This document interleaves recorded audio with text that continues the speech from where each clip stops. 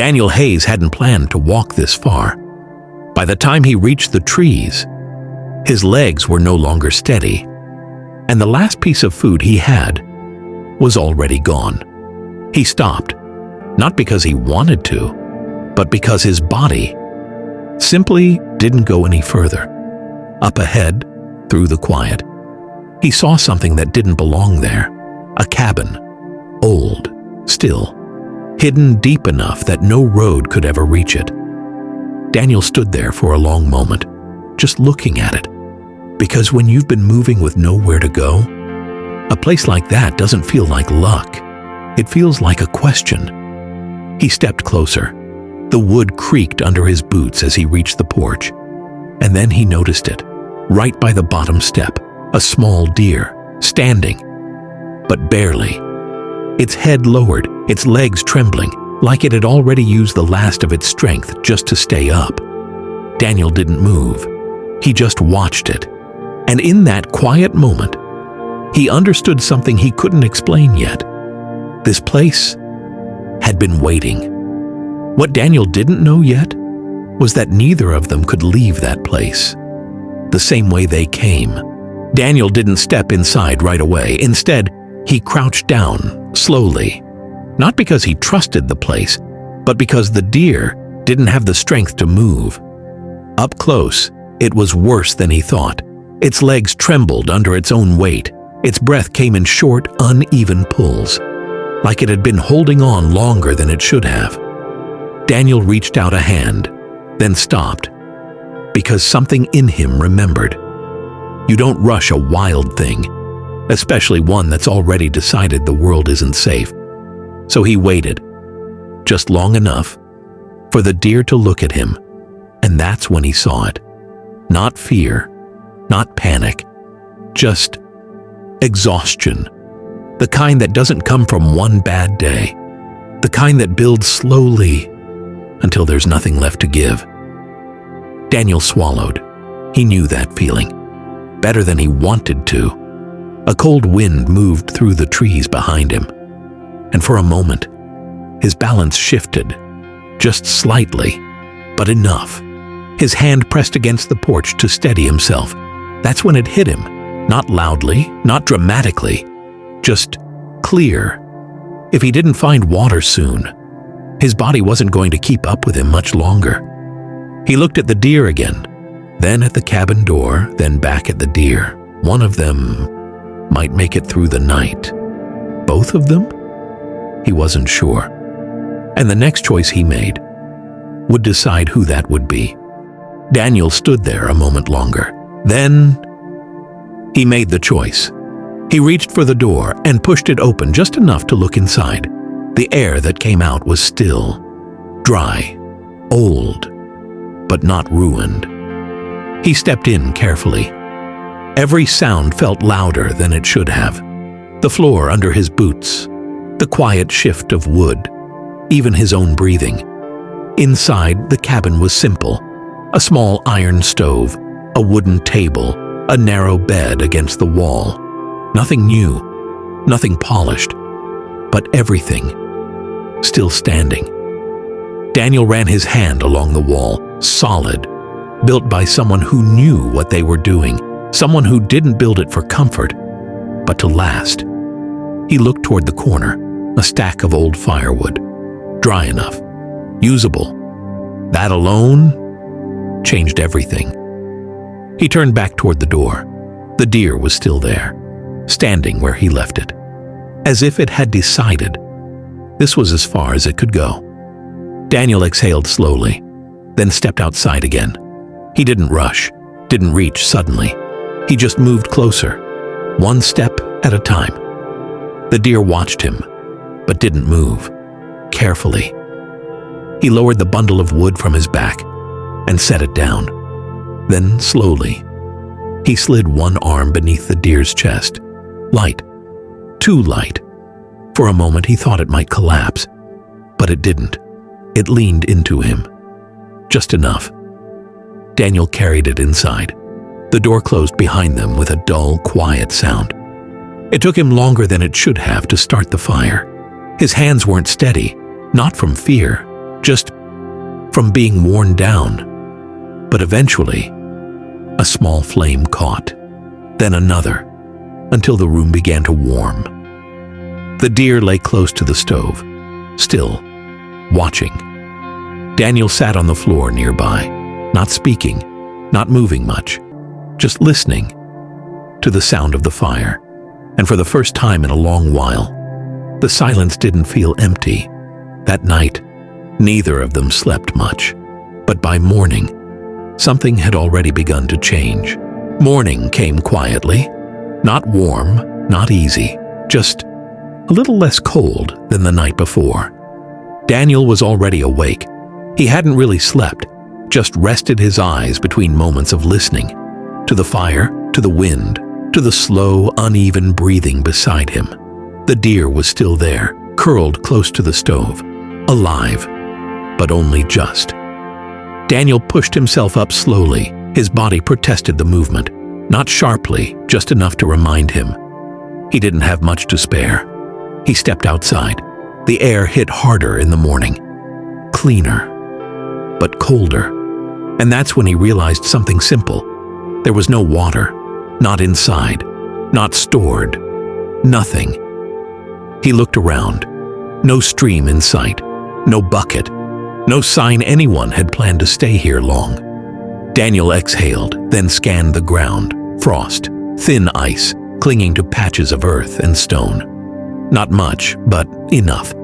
He crouched down and began to gather what he could. Small pieces, cold against his fingers, melting too fast. He carried it inside in both hands, most of it gone by the time he reached the stove. Still, it was something. He found an old metal cup, placed what little water remained inside, and warmed it slowly. The deer lifted its head, just slightly. Daniel sat beside it. He didn't try to do too much, didn't force anything. He dipped his fingers into the water and held them near its mouth. A pause. Then, the smallest movement. The deer drank. Not much, but enough. Daniel let out a breath he didn't realize he was holding. By midday, the hunger had settled in.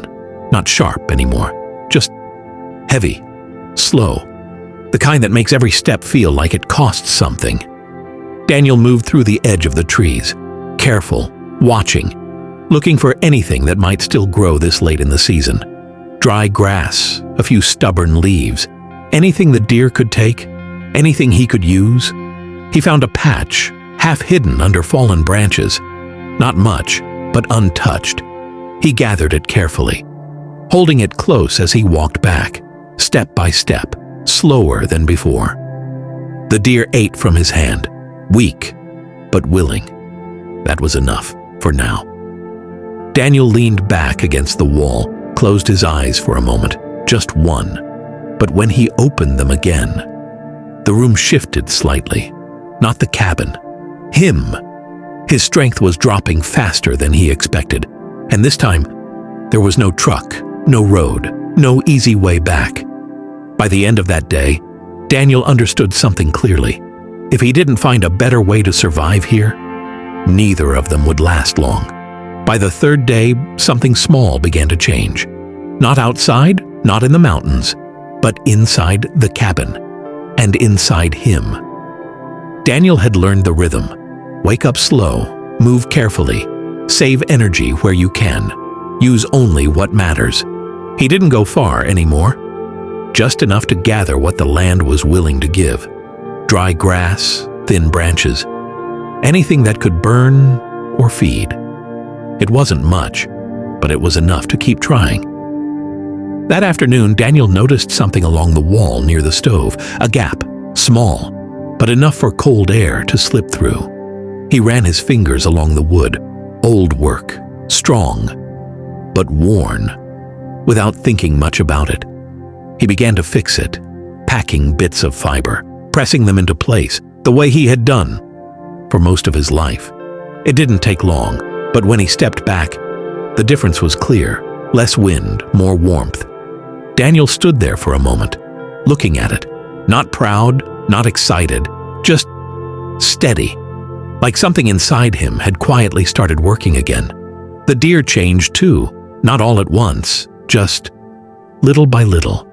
It stood longer, moved a step or two without shaking, watched him differently now, not like something waiting, but like something learning. That evening, Daniel sat by the stove again. The fire was small, but stable. The cabin held the warmth better now. The silence felt different too. Not empty, not heavy, just quiet.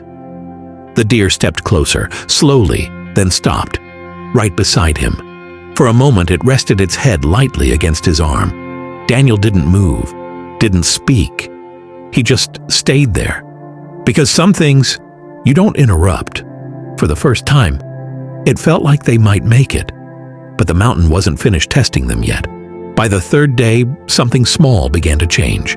Not outside, not in the mountains, but inside the cabin, and inside him. Daniel had learned the rhythm. Wake up slow, move carefully, save energy where you can, use only what matters. He didn't go far anymore, just enough to gather what the land was willing to give. Dry grass, thin branches, anything that could burn or feed. It wasn't much, but it was enough to keep trying. That afternoon, Daniel noticed something along the wall near the stove, a gap, small, but enough for cold air to slip through. He ran his fingers along the wood, old work, strong, but worn, without thinking much about it. He began to fix it, packing bits of fiber, pressing them into place, the way he had done for most of his life. It didn't take long, but when he stepped back, the difference was clear. Less wind, more warmth. Daniel stood there for a moment, looking at it, not proud, not excited, just steady, like something inside him had quietly started working again. The deer changed too, not all at once, just little by little. It stood longer, moved a step or two without shaking, watched him differently now, not like something waiting, but like something learning. That evening, Daniel sat by the stove again. The fire was small, but stable. The cabin held the warmth better now. The silence felt different too. Not empty, not heavy, just quiet. The deer stepped closer, slowly, then stopped, right beside him. For a moment it rested its head lightly against his arm. Daniel didn't move, didn't speak. He just stayed there. Because some things you don't interrupt. For the first time, it felt like they might make it. But the mountain wasn't finished testing them yet. The cold didn't last forever. It never does. Little by little. The mountain began to soften. The air changed first, then the ground. And one morning, Daniel stepped outside and heard something he hadn't heard in a long time. Water, a thin stream, running just beyond the trees. Not far, close enough. That changed everything. Not quickly, but steadily. With water came strength. With strength came routine. And with routine came something Daniel hadn't felt in a long time. Not happiness, not yet, but stability. The deer no longer stayed inside all day. It moved in and out of the trees, slowly at first, then further, then longer. Each time, it came back, not because it had to, but because it chose to. Daniel never followed. He just watched, because some things don't belong to you, even if they stayed. Then one morning, it didn't come back. Daniel waited, didn't search, didn't call. He just sat on the porch, hands resting quietly, eyes on the trees. One day, then another. The cabin stayed silent, but not empty. On the third morning, there was movement, soft, familiar. The deer stepped out from the trees, stronger now, steady, and beside it, something smaller. A young fawn, still uncertain on its legs, but standing. Daniel didn't move right away. He just watched.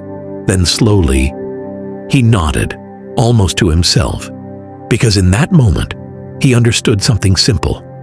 This place was never just a shelter. Later that day, while sealing another gap in the wall, His hand stopped. There was something inside the wood, small, hidden. He pulled it free, a thin piece of metal, worn by time, with a few words carved into it. "Keep the fire going." Daniel looked at it for a long moment, then around the cabin, the walls, the stove, the space that had held more than just warmth. And for the first time, he didn't feel like someone passing through. He wasn't lost anymore. He had just been on his way. Some places don't appear on maps, but somehow they still find you. If this story felt familiar to you, or reminded you of something you've been through, take a quiet moment and share it with someone who might need it today. And if you'd like to hear more stories like this, you're always welcome here.